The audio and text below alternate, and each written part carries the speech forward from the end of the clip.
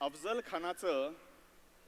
खानाचं संकट टळलं. स्वराज्यावर आलेलं पहिलं मोठं संकट ते केवळ कान्होजी जेध्यांमुळे. कान्होजी जेध्यांनी 12 मावळच्या 12 देशमुखांना एकत्र केलं आणि तो जमाव घेऊन ते प्रतापगडावर गेले आणि महाराजांच्या मागे बळीरामासारखे उभे राहिले म्हणून केवळ ते संकट टळलं. आणि तो खंडोजी खोपडा, खंडोजीचं पुढे काय झालं? तो पळून गेला. पण पळून जाणार कुठे? उतरवळीला त्याची देशमुखी, स्वराज्याच्या ऐन गाभ्यात त्याचा कुटुंब, कबिला, वतन. पळून जाणार कुठे? लपून बसायला लागला आणि एक दिवस कान्होजींकडे आला. कान्होजींना म्हणला की नाईक, तुमची भीड महाराजांजवळ आहे, माफी करून द्यावी. कान्होजींच्या डोळ्यासमोर काजवेच चमकले. महाराजांच्या समोर माफी? नजर तरी देता येईल का? जळून खाक होईल ना. पण हा ऐके ना. कान्होजींना म्हणला, एवढं काम करा कान्होजी, तुम्ही जर शब्द टाकला तर हे होईल. कान्होजी विचारात पडले. आपला माणूस आहे. मनाचा हिया करून राजगडवर गेले. महाराजांनी ताडलं, काहीतरी मनातलं घेऊन आलेत काका. कान्होजी म्हणले, तो खंडोजी जिवंत सुटलाय, त्याला माफी. महाराज एकदम उसळून म्हणले, त्याला माफी आम्ही देत नाही. तो फितूर, त्याची 4 धडे चौमार्गी टाकावी, त्याची वतनावर स्थापना आम्ही केली, त्याला सगळं आम्ही पुरवलं आणि तो हरामखोर. कान्होजी हट्टाला पेटले, म्हणले, महाराज त्यांचा गुन्हा आम्हाला द्या, आमचा गुन्हा त्या, की आमच्या शब्दाखातर माफी करा. ऐके ना. महाराज विचारात पडले आणि महाराजांनी शेवटी विचार करून म्हणलं, ठीक आहे, आणा त्याला. खंडोजीला आणलं. मात्र एकच निमिष खंडोजींनी वर तोंड करून बघितलं आणि महाराजांनी आज्ञा दिली, पकडा या हरामखोराला आणि याचा उजवा हात आणि डावा पाय कलम करा. गड खंडोजीच्या आर्त किंकाळ्यांनी हादरून गेला. महाराजांच्या मनाला थोडी सुद्धा दयामाया शिवली नाही. कान्होजी अतिशय रागवले. महाराजांकडे गेले. महाराज, आमच्या शब्दाखातर तुम्ही त्याला माफी दिली होती ना, आमचा शब्द मोडला तुम्ही. महाराज म्हणले, शब्द मोडला नाही, तुमच्या शब्दाखातर आम्ही त्याला अभय दिलं, तुमच्या शब्दाखातर आम्ही त्याला जीवे मारला नाही. नाहीतर तो हरामखोर, त्याची 4 धडे चौमार्गी टाकावी, त्याची लायकी फितुरी करून जर कोणी सुटायला लागला तर स्वराज्यात काय संदेश जाईल? ज्या पायाने चालत गेला तो पाय कापला, ज्या हाताने तरवार धरली तो हात कापला. ह्याच्यात आमचं काय चुकलं? तुमच्या शब्दाखातर त्याला जिवंत सोडलाय, तो जगला.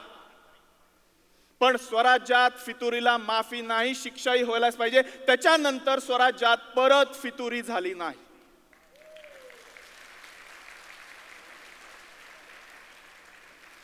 बाकीचे देशमुख एकनिष्ठ राहिले. जेधे पिढ्या स्वराज्याशी एकनिष्ठ राहिले, स्वराज्याची सेवा केली. कान्होजींचा मुलगा बाजी जेधे फत्तेखानाच्या स्वारीत त्यांनी स्वराज्याचा ध्वज वाचवला. स्वराज्याच्या ध्वजावर हल्ला आला होता, हा घुसला आणि 6-7 दुश्मन खटाखट उडवले आणि पडता ध्वज वाचवला. म्हणून त्याला किताब होता सर्जेराव. बाजी सर्जेराव जेधे, बाप से बेटा सवाई. ह्याचा मुलगा नागोजी जेधे. ह्याची हकीकत थोडी हृदयद्रावक जाता जाता सांगतो. कान्होजींचा हा नातू बाजीचा मुलगा नागोजी जेधे महाराजांबरोबर दक्षिण दिग्वयाच्या स्वारीत गेला होता. कोप्पळ कर्नाटकात गाव आहे. तिथे हुसेन खान मियाना नावाचा अत्यंत अत्याचारी राज्य करत होता, पठाण. तिथली जनता गारण घेऊन आली की महाराज आम्हाला ह्याच्यातून सोडवा स्वारीमध्ये. महाराजांनी वाटवाकडी केली, कोप्पळला गेले आणि हंबीररावाला आघाडी सांगितली. हंबीरराव सरसेनापती होते त्यावेळी.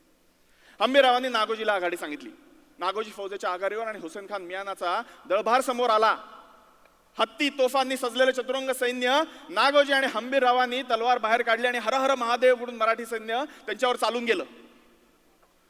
प्रचंड पराभव झाला हुसेन खान मियानाचा आणि मियाना पळायला लागला. एवढं ताकद तोपर्यंत आली होती आणि नागोजी त्याच्या पाठलागावर गेला. त्याचा हत्ती नागोजींनी गराडला आणि तेवढ्यात हुसेन खान मियानाने धनुष्यातून बाण सोडला. तो नागोजीच्या इथे गेला. हलकल्लोळ उडाला. सगळे धावले. बाजी धावले आणि नागोजीच्या मस्तकातला बाण हा उठून काढला. पण नागोजी गतप्राण झाला. 16-17 वर्षाचा पोरगा असेल. त्याची बायको इकडे कारीला होती, गोदूबाई तिचं नाव. छोटी मुलगी असेल 12-13 वर्षाची, ती सती गेली. तिचं वृंदावन आजही कारीला आहे. हे स्वराज्यनिष्ठ जेधे घराणं, ह्यांची जेधे शकावली आणि जेधे करीनावरून आपल्याला सगळा इतिहास समजतो. हे जेधे घराणं महाराजांनी परत गेल्यावर तिच्या आईला तुळजाबाईला शेरभर सोनं प्रत्येक वर्षी द्यायची व्यवस्था केली होती. महाराजांनी कुणालाही उघडं पडून दिलं नाही. स्वराज्याशी हे एकनिष्ठ राहिले. पुढे अफजल खानाला मारल्यानंतर केवळ 6 महिन्यात परत दुसरं संकट कोसळलं. स्वराज्यावर आलेलं दुसरं मोठं संकट सिद्दी जोहरचं. यावेळी महाराज पन्हाळगडाच्या स्वारीवर होते. सिद्दी जोहरने पन्हाळगडाला वेढा दिला. 35,000 फौजेसह विजापूरच्या दरबाराला आता कळलं होतं की आता महाराजांना अडवलं नाही तर आता धडगत नाही. सिद्दी जोहरने महाराजांना पन्हाळगडावर पकडलं. बरोबर होता सिद्दी मसूद. साधारण 35,000 फौज होती. पन्हाळगडाला वेढा घातला होता. सुटकेची आशा संपत आली होती आणि महाराजांनी ठरवलं की आता पावसाळ्याचे दिवस आले होते. सुमार होता 11-12 जुलै 1660. अफजल खान वधानंतर केवळ काही महिन्यात घडलेली गोष्ट आहे. अफजल खानाचा वध झाला 10 नोव्हेंबर 1659. शिवप्रताप दिन म्हणून तो ओळखला जातो. आणि महाराज पन्हाळगडाच्या वेढ्यात अडकले ते साधारण एप्रिलच्या सुमारास. पावसाळ्याचे दिवस होते. भयंकर पाऊस पडत होता आणि महाराजांनी ठरवलं आता हीच ती वेळ. ह्यावेळी महाराजांबरोबर होते दुसरे एकनिष्ठ देशमुखांचे लोक, बांदल देशमुख. हिरडस मावळातले 600 लोक महाराजांनी घेतले आणि पन्हाळगडाच्या वेढ्यातून सुटून 12 जुलैच्या रात्री महाराज बाहेर पडले. बरोबर होते बाजीप्रभू देशपांडे, बांदलांचे कारभारी, आणि कोयाजी बांदल आणि बांदलांचे 600 मावळे. पन्हाळगडाच्या वेढ्यातून रातोरात निसटून महाराज बाहेर पडले आणि जवळच्या विशाळगडावर, विशाळगड स्वराज्यात होता, विशाळगडाच्या वाटेला लागले. 3 ते 4 प्रहर उलटून गेले. पहाटेचा सुमार.